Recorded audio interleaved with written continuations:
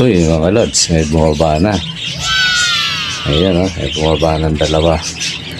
Although, apat lang yung anak ni Tweety ngayon kasi nga masyado silang nabulabog mga lods. Kaya, ayan, apat lang ang binuga. Let it, bang, bang. Magandang araw mga lods. Ayan, boses announcer na naman tayo kasi yung ginagawa natin masyadong maraming mga lods alikabok, kahit magmas ka ganun pa rin, kaya okay lang naman kasama sa trabaho yan. Ngayon pasensya na kayo mga lods kasi hindi tayo nakaka-upgrade masyado. Ayun, kagaya ng nakikita nyo sa screen, si Tweety lang, apat lang ang binuga mga lods kasi nabubulabog sila mga lods dahil lagi akong wala sa bahay. Ayun, nakaka-penetrate yung Totally kagabi umuwi ako, launa na yata yun launa medya ng madaling araw.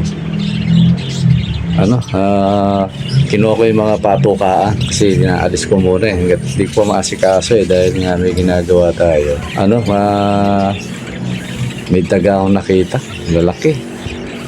Kaya sabi ko ikukulong ko yung mga manok, lalasunin ko na lang to kasi tayo mga lods Kaya sabi kay Commander, mamaya bilisan lason.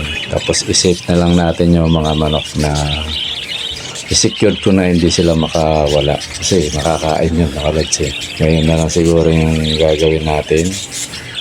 Wala tayong ibang paraan kasi kung itatrap mo to, matagal to. Pero pa rin, tingnan ko. Yung bibili tayo ng pantrap pag nadan tayo ng palengke, yung kulungan na pantrap mga lods kasi hindi pwedeng may manok tayo, baka madali yung manok natin mga lods. So yun mga lods, yung si Tweety apat lang binuga dahil may daga. Pero naman kasi yung isa yata hindi ko lang kung 7 o 8 yung binuga niya. Hindi ko sila masyadong na-check kung walang namatay ba o normal naman yung may mamatay. Kasi minsan mga lods yung bagong pisa, binilang ko nung 8 yun Pero minsan pag lumalaki, nagiging 7, 6 kasi hindi natin natutuyo yun mga lods. Namamatay tas parang natutuyo, nahalo sa mga pupo nila. Ayun, nagtataka ka bakit wala. Pero sa totoo natuyo siya kasi kaya alam ko yun. Pero pag naglilinis tayo ng mga pupo nila sa nest box, nakikita natin yung mga tuyong inakay, maliit pa. Kaya hindi siya masyadong mabaho, parang lang siya. So yun, tapos yung mga ino natin, ayan, nagbuga din. Tapos yung double factor natin na dominant pied, ayan, nagbuga rin. Kaya hindi, tuloy-tuloy pa lang siya, hindi pa natin lang kung ilan yung mabubuhay dahil kasagsagan na Hindi dalawa yata yung naibuganan niya, tapos yung isa, yung huling silip ko 2 o 3. Kasi yung mga lods, ang itlog nila tag 8, 7, yan, gano'n. Tapos yung dominant pied na double factor, bali, 2 lang ang binuga kasi nga, nabubulabog sila. Kasi itong area na to na bagong cage talaga dapat talaga pag nag-cage tayong ganun secured. Pag napapasok ko kasi siyempre nabubulabog yun nadidisturbo sila. Siyempre may tendency na mag-attempt na pumasok sa nest box yung daga, yung bubuit. So yun, magugulat yung stress. Kaya kumbaga hindi ko inaasahan talaga na maraming ibubuga yung nasa mga bagong binili nating cage. Pinag-aaralan ko nga ito wala lang akong panahon, may screen na ako mas manipis mas mapino ang ko para totally walang makapasok. Okay lang na pumangit lang yung mga cage natin kesa naman madali sila ng daga mga lods. Nakakapanghinayang yan lalo na breeder ang di ba nga, yung si Quing Quing nadali na. Yan, medyo nakakalungkot sa akin kasi breeder yun Bakit kahit hindi, mga lods Kahit yun ba, napisa, tas lumaki na, lumilipad na. Pag namatay pag mahilig ka sa ibon, yun, nakakalungkot yun, siyempre, alaga natin yun. Buti pang ano eh, limbawa, na ipamigay mo, o kaya na ibenta mo ng mura, medyo magaan pa yun. Kasi yung namamatay silang ganun-ganun lang sa mga pwesting ano na yan. Mga pwesting bubuit na yan, tsaka mga daga. Yan, no? Yan, mga daga na yun. Hindi natin maano. Gawa rin ng Diyos yan, mga lods. Kasi, siyempre, ano yan yun nga yung ano kaya minsan, kahit minsan naiinis na ako, napipigil ako kasi, di ba, sasabi natin, mga peste sa atin yan. Pero sa totoo, gawa ng Diyos yan, mga lods. Kaya, ang gawin na lang natin, i-secure na lang yung maalaga nating ibon. Kasi ang daga, mga lods, may trabaho sa mundo yan. Hindi lang natin eksaktong alam. Di ba, no? Pero kung ako ang tatanungin nyo, nung nasa bukid ako, alam ko kagad ang sagot yan. Yung dagang bukid. Ang dagang bukid, para sa tao yan, mga lods. Diretsang salita. At pag nakahuli kami ng dagang bukid sa... Hanggang ngayon, probinsya, kumakain ako niyan, mga lods. Shout out sa mga kapampangan dyan, kumakain ng dagang bukid, mga lods. Ano yan? Pagkain yan eh. Di ba, no? Pero hindi lang basta yun, mga lods. Kumbaga, inagaw lang natin yung dapat kakain yan. Kasi pwede sa tao. Kinain natin. Kumbaga, kinakain natin yan. Yung dagang bukid, mga lods, ha? Ano yan sa palay kasi yan, namimeste yan. Ginagawa para ma-reduce ng konti. May time na nung araw to, nung mga bata pa kami. Yan, inuhuli namin yan. Itirador, pag yung panahon ng palay. Ayun, nakakarami rin. Kaya pag may ulam, may iba, pinupulutan nga yung mga yan. Halo-halo na yun, may ibon, may bayawak, may ahas, yan, daga. So ano yan, nakakain din. Pero ang nature talaga niyan na pinagagamitan niya, mga lods, ano yan, ginawa ng Diyos yan, eco-balance. Para mabalanse yung galaw ng yung lakaran sa mundo, mga lods. Kasi sa totoo yung daga, pagkain ng ahas yan. Hindi ko lang alam dati alam ko to umpisa mo sa mas maliit pa nga yan kahit yung langgam may yan, mga lods, may trabaho lahat yan sa mundo. Kaya lang minsan dahil nilikot ng tao yung mundo natin, kumbaga pinakikialaman yung gawa ng Diyos. So yung dapat tirahan ng mga yan nawawala, kaya yan napunta na sa bahay, di ba, no? Di ba naman kasi dating dating bukiran, lalo yung mga matatakaw sa lupa, yung mga mayayaman, tinayuan ng may kilala kayong matakaw sa lupa, tinayuan ng maraming subdivision, ayan. Yung mga nananahan doon, saan pupunta yun, mga lods? Gaya ng daga, ng ahas. So sa bahay magsisipuntahan yan inalisan mo ng tahanan yun ang lugar nila So ngayon, ang epekto sa atin, mga lods, nagiging peste sila sa atin. Wala silang makain, wala silang masilungan, nakikisilong sa mga bahay natin.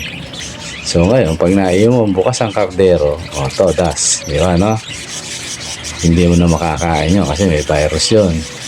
Yan, kagaya sa ibon na natin, balik tayo sa ibon, Kung dito sa metro, dahil dating bulubundukin tong Quezon City, dito yung mga wild, tinayo ng mga bahay, ng pabrika, ayan. Doon na rin sila nakatira, mga lot, sa mga estero, sa mga sulok-sulok. Kaya minsan wag din tayong magalit siya kasi gawa ng Diyos yan, mga lods. Ang gawin na lang natin, dahil nagiging peste sila sa ibonan natin, sugpuin na lang natin. Ako, ginawa ko na yung paraan. Kaya nakakita sila ng paraan kasi nagugutom yan, mga lods Kung pwede nga lang kausapin yung mga daga na yan budgetan mo, mga lods. Budgetan mo. Tanungin mo ano paborito nilang pagkain, bigyan mo na lang, wag lang wag lang papasok sa ibunan, di ba? Wag lang mameste. Siguro pwede yun kaya lang hindi natin kayang kausapin niya, may lingguhahin sarili, mga lods. Pero ako kung sakali, maaari gawin ko yun di ba, no? Kasi para rin naman yan, mga lods yung alaga natin pusa. Yung pusa kasi, parang mo inalaga. Minsan pet, minsan naman bantay daga. Di ba, no? Ano, para hindi dagain yung bahay. Pero kung pwede nga lang kausapin mo ngayon para hindi mo may reso, bigyan mo ng sariling pagkain. Di ba gano'n, mga lods, ano? Kaya yun, ba't pa tayo napunta ron, mga lods? Ayun, dahil dun sa nadadali yung mga alaga natin. Ayan. So, iwan na natin yung mga lods. Ngayon, may ano, totally ano wala na naman. Ang tanong niya patungkol sa ano naman kasi yung Scalimite, no? Na pasensya na kayo. Ang intindi ko kasi ron, Scalimite. Di ba, no? Kaya talaga sa website, yung hindi lahat ng napapanood, tama eh. Pinapanood kasi ako dati, ganun ang impression niya. Dahil madalas tumatama yan sa ulo o sa bungo. Scalimite talaga yung ano, yung tira ko. Kasi siyempre, yun ang nakikita ko ano, pala Scalimite yan. Salamat doon sa ano, doon sa nag-correct sa akin. Shout out sa iyo, Lods. Hindi ko na matanda kung sino yon. Kaway-kaway ka na lang. So, ganun tayo mga Lods. Pag nakita natin tama yung payo sa atin, nakikinig tayo ron. Hindi natin pwedeng ipilit yung ano, yung mali. Di ba, no? Ano yun? Pwede yun mga Lods. Kasi ano tama yung ano, nag-correct siya. Oo nga, no, sabi ko, Scalimite talaga. Pero yung kung babasahin mo, kung tunog niya, parang Scalimite yan. Okay, Lods, salamat sa'yo. Ngayon, may nagtanong uli. Totally, nagkamali lang tayo doon sa yung kasi parang iskal. Askin iskal, no? Yung baga bungo. Parang gano'n, yung bungo. Diba, no? Kasi nasa bungo yung ano, yung tama eh. Pero yung paggamot, tama yun mga Lods. Tama yung proseso ng gamot. Ngayon, ito rin yung ano naman to, mite. Alisin mo yung Scalimite yan. Mite mismo kuto, kumbaga. Siguro bago tong si Idol, nagano siya eh.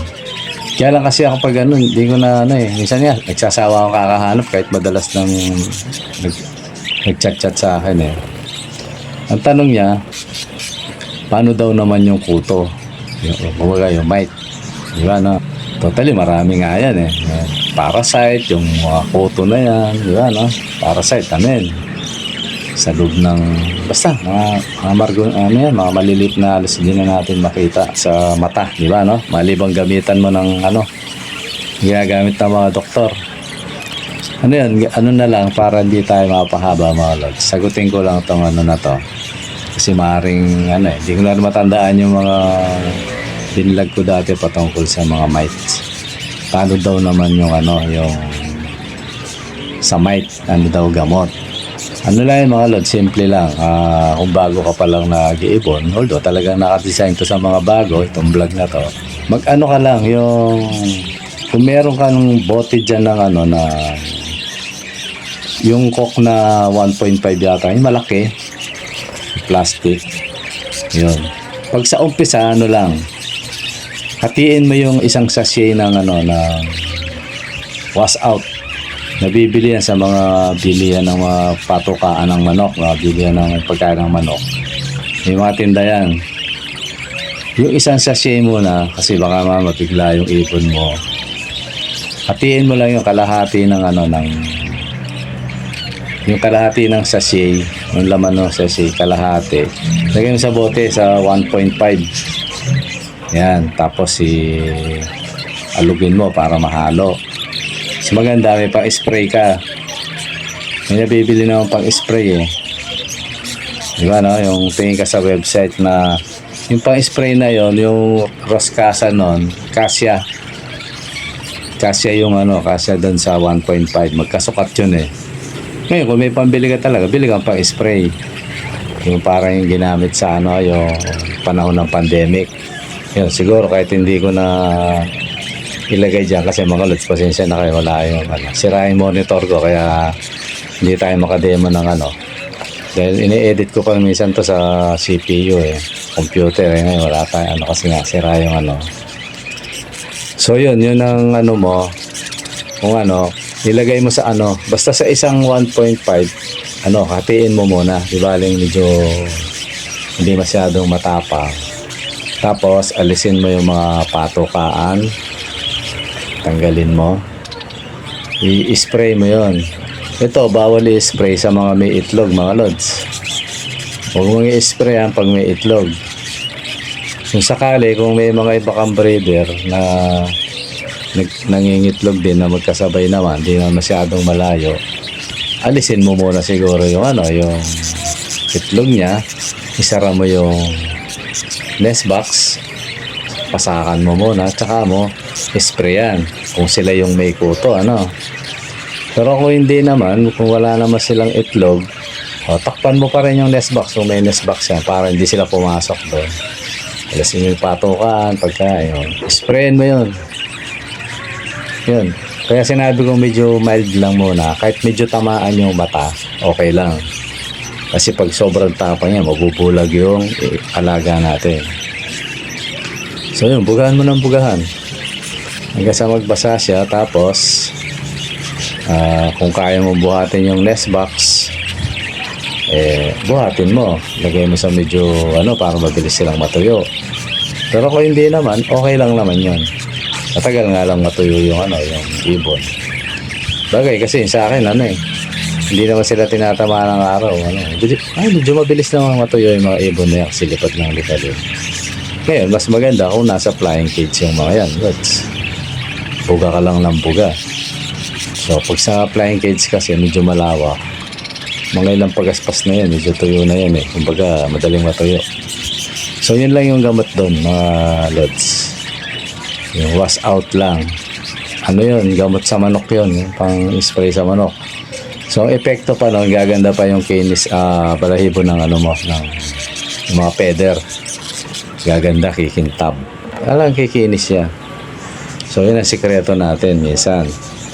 Minsan ako, kahit walang puto yung mga to, kahit okay sila. Hindi pwedeng, minsan nga, maabot na ako ng 3 months bago ako mag-spray Pero ko talaga, 2 months, gano'n. Matagal na yung 3 months. Binubugahan ko yan. Tapos pati yung kulungan. Wag niyong hindi matanggal yung mga lots, yung inuminan. Tsaka yung pagkain nila kasi baka malason yung niya. So yun lang mga lods, ang gamot sa kuto. Yan, simple lang. Siguro si lods bagong Hindi ko lang kung subscriber natin o yun ang tanong niya. Yan lang gawin mo, lods. Dali lang yan. So yun lang mga lods, ang kong payo kay lods. Matagal na natin yan. Binabanggit ulit lang. Kaya lang siyempre, para tayong Dr. Kwak-Kwak. Kumbaga sa ulit-ulit lang yung tanong na kailangan nating sagutin. Okay mga lods, siguro hanggang dito muna. At muli, pasensya na kayo kung may nasabi akong hindi tama para sa inyo o nagkamali ako Yun ay bunga lang ng mga kasi na-split tank tayo. Yung mga ganun. Yan mga lods, Okay mga lods, maraming salamat sa panonood. At muli mga lods, kung hindi ka pa nakasubscribe sa ating channel, mag-subscribe ka na para lagi kang updated sa ating mga ina-upload na video. Pakiclick na rin ang notification bell at pakishare na rin mga lods. Okay mga lods, maraming salamat sa panonood. Bye-bye.